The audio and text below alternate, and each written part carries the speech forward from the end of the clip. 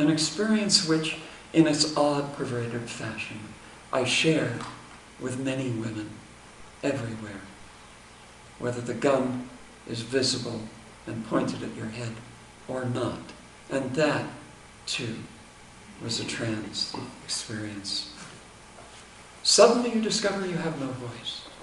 Suddenly you don't know what to do about it. I went home and vomited for a while, and eventually, not being good at keeping secrets, I eventually told the family doctor, who came over to find out why I was acting so strangely. And the next thing I knew, the guy with the gun was gone. Many people are not so lucky. I was surprised. Eventually, I couldn't stop growing up. And eventually, I got to be a teen, where experiences went on, as they tend to do. Let me pause for a moment to explain something here. You are close enough to be inside my irony distortion field.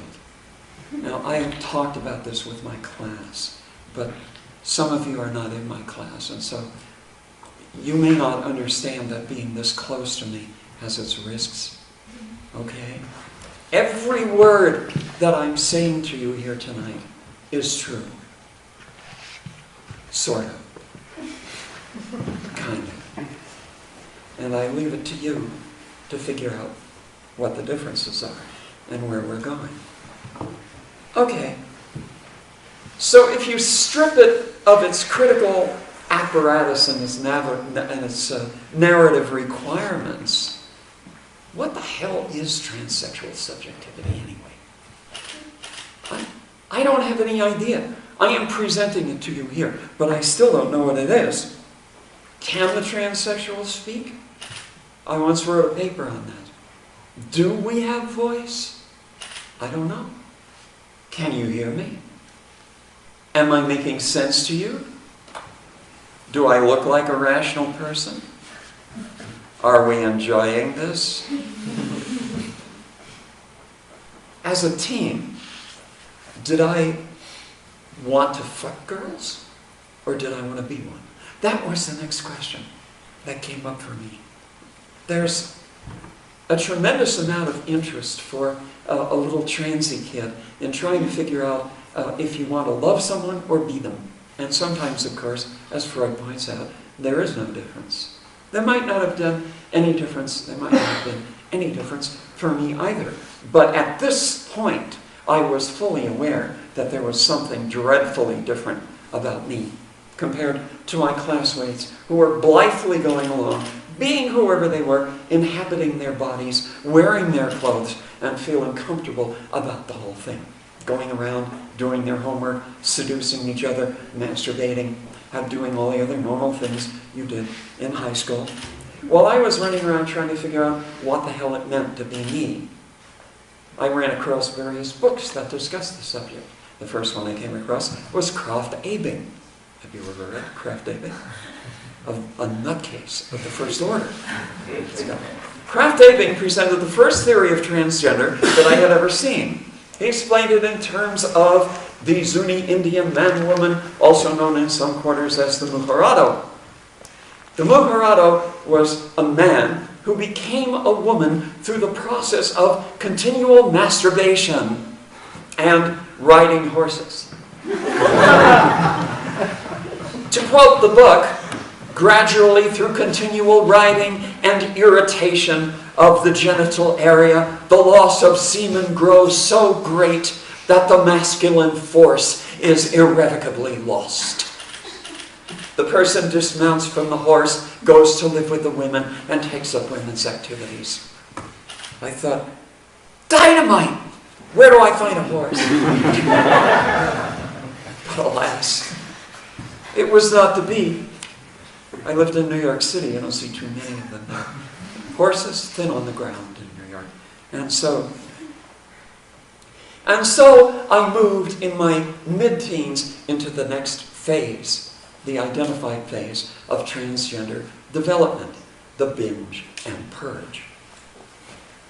In the binge and purge phase, you suddenly find odd objects of clothing appearing in your drawers and on your person. In the case of a male to female, you suddenly discover feminine articles of attire in your closet, in your drawers, hidden in holes in the corner, under your mattress. You find that you're wearing them under your clothing and you don't know why. And this goes on for a while until finally you discover that you have a critical mass of these clothes, at which point you suddenly say, "Oh my God, I'm a pervert! There's something dreadfully wrong with me." And then you take all of them and you burn them, or you shred them, or you flush them down the toilet, and then you're in real trouble. Or else you, in other ways, get rid of them, and then they're all gone, and you say to yourself, "Thank God I'm cured. It's over. I'll never do anything like this again. I've seen the face of the devil, and it is terrible. And now I'm a new, transformed person. I've been saved by myself." And so it is, for about 6 months. And then you begin to notice that strange articles of feminine apparel are beginning to appear in your drawers again. And then on parts of your body. And then you live in mortal fear that someone's going to find out that you're doing this, even if you don't know why. You think there's something terrible about it. And so eventually, if you're lucky, you do something about it. I was unlucky. I didn't do anything about it. Before I could do anything about it, there were other things that I had to get out of my system. There was sex, there were drugs, and there was rock and roll. And so it was that I went to New York and became a rock and roll engineer. And because rock and roll engineering includes the other two, therefore I had the whole package. And so I spent 4 blissful years of my life in New York City, working with people like Jimi Hendrix, and God help us, the Velvet Underground, and the people from Andy Warhol's factory who couldn't sing at all, but who nevertheless came over and hung out and attempted to do music. And many, many other interesting people besides. Eventually, I moved to California, where I continued this with the Jefferson Airplane and the Grateful Dead and various other people of their stripe, and I managed to get myself dosed on innumerable occasions. You know when you're being dosed, which I was because I lived in San Francisco, because I lived in Boulder Creek, California, but worked in San Francisco, a distance of some 72 miles. And so I have plenty of time in the car on the way home after a particularly late recording session for the drugs to take hold. And so it is that I'm driving down Route 101, the Bayshore Highway near Santa Cruz, when suddenly a 20-foot tall loaf of Wonder Bread leaps out of the road in front of me, causing me to screech the Volkswagen to a stop. And as I come to a stop, and the loaf of Wonder Bread settles down in the road, clearly intended to prevent me from getting home, I realize that my vehicle is suddenly full of other people whom I cannot see but can hear perfectly fine. One of them leans over my shoulder and says, "Do you know why we're giving you this experience?" I said, "No!" Not for a second taking my eyes off the 20-foot loaf of Wonder Bread.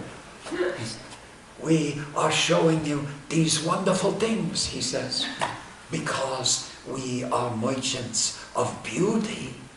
And second of all, because you gotta learn who you are." I say, "No, I am. I'm a rock and roll engineer." "No, not that. Who are you inside? Who's the higher you?" I said, "I don't want to know who the higher you is. Just get this bread loaf off the road."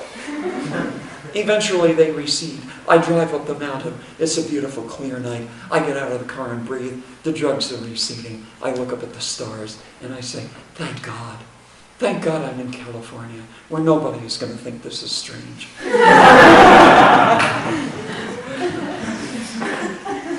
And so finally, inevitably, I take this step. I am getting tired of waking up on the floor. I am doing wonderful things with musicians at the top of their form, but I am not, shall we say, progressing. Certainly not my personal life. I am back to wondering, do I marry a woman or do I become one?